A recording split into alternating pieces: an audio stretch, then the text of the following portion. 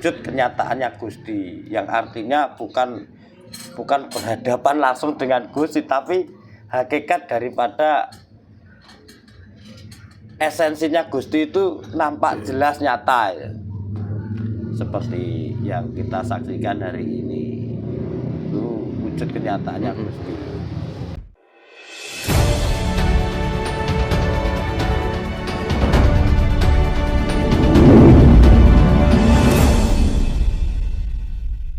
Sugeng sonten Pak Lasma Rahayu. Selamat sugeng sonten Mas Indra. Oke, untuk melanjutkan obrolan kita di tempo hari yang lalu, Pak kan membahas Wahyu Pancagaib, terus Wahyu nopo setunggalnya? Wahyu Pancagaib dan Wahyu Pancalaku. Maksud dan tujuan dari Wahyu Pancagaib sendiri apa, Pak? Wahyu Pancagaib itu kan jati diri manusia. Sedangkan Wahyu Pancalaku adalah kelakuan dari Wahyu Pancagaib itu. Artinya sifat dan sikapnya. Sikap dan sifatnya Wahyu Pancagaib itu sendiri yang disebut di sini sebagai iman. Jadi Wahyu Pancalaku itu yang harus kita lakukan, atau kelakuannya diri, kelakuannya jati diri kita itu yang sesungguhnya seperti apa dan bagaimana, yaitu disebut Wahyu Pancalaku. Nah, Wahyu Pancalaku itu sebagai sifat ya seperti yang saya uraikan kemarin. Wahyu Pancalaku, wahyu adalah pemberian, panca itu 5, laku itu kelakuan dari 5 ruh yang diberikan kepada Zat Maha Suci atau Tuhan itu sendiri. Itu kalau Jawa kan kakang kawah, adi hari-hari, sedulur buser, urip dan sedulur buser dan sedulur getih. Itu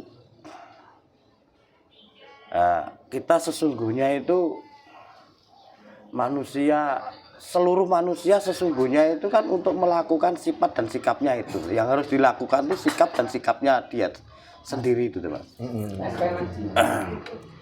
Yang sebagai iman pertama yang saya sebutkan kemarin, yaitu iman yang sebagai sikap iman yang pertama, sikapnya mutmainah atau kakang kawah, itu pasrah kepada Gusti. Pasrah kepada Gusti itu sebagai sifat, dan sebagai sikap itu manembahing kaula Gusti. Jadi rentetannya sebenarnya sikapnya manembahing kaula Gusti, sifatnya pasrah kepada Gusti.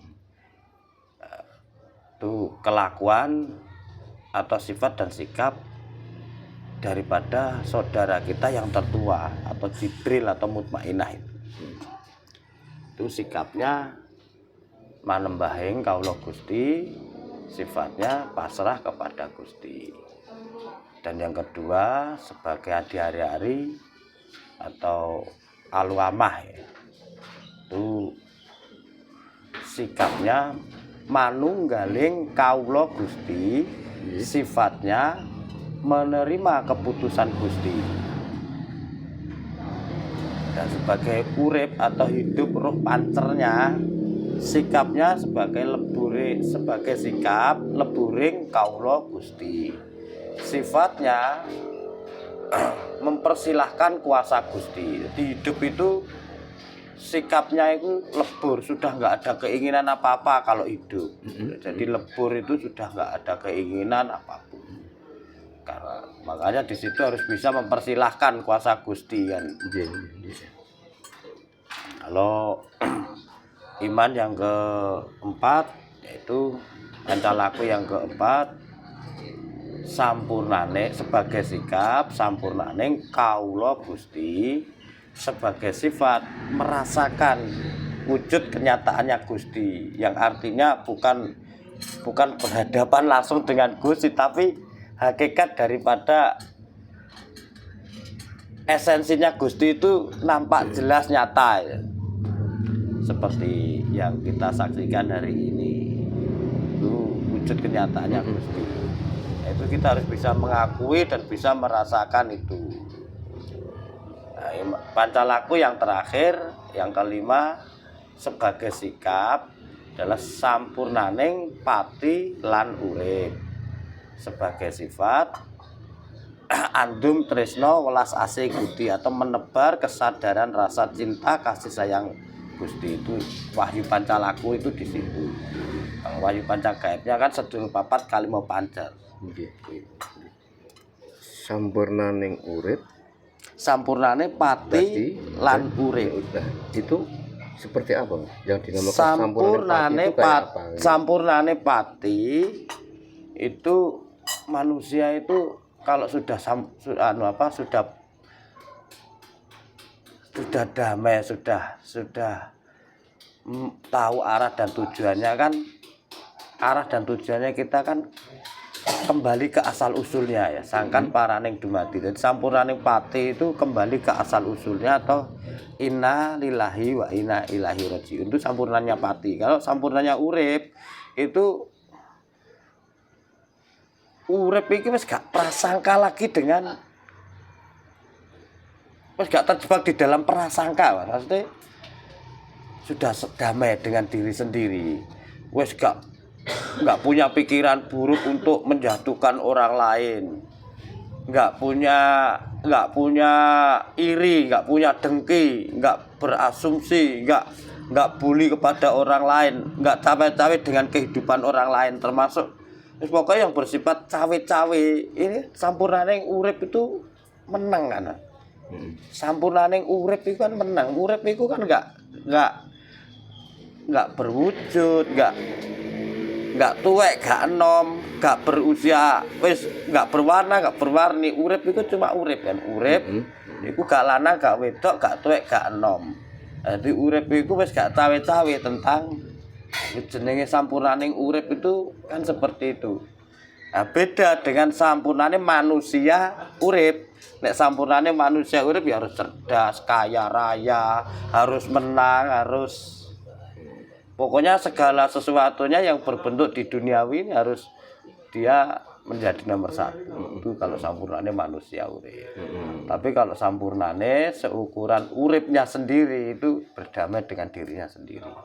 Sudah nggak ada sesuatu, nggak bersesuatu, nggak pernah uri-uri tentang kehidupan orang lain. Itu sampurnane urip.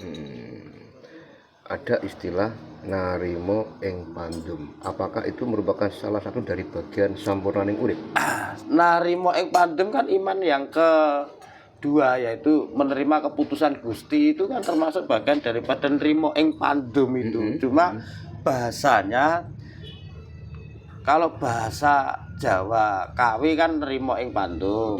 Kalau bahasanya di sini yang saya kaji itu menerima keputusan Gusti kan bahasa NKRI itu. Perbedaannya kan di sini. Perbedaan. Terkait sampurnaning pati, Iya. kan ada juga orang yang moksa. Iya. Nah, apakah moksa itu bisa dikategorikan salah satu dari yang namanya sampurnaning pati?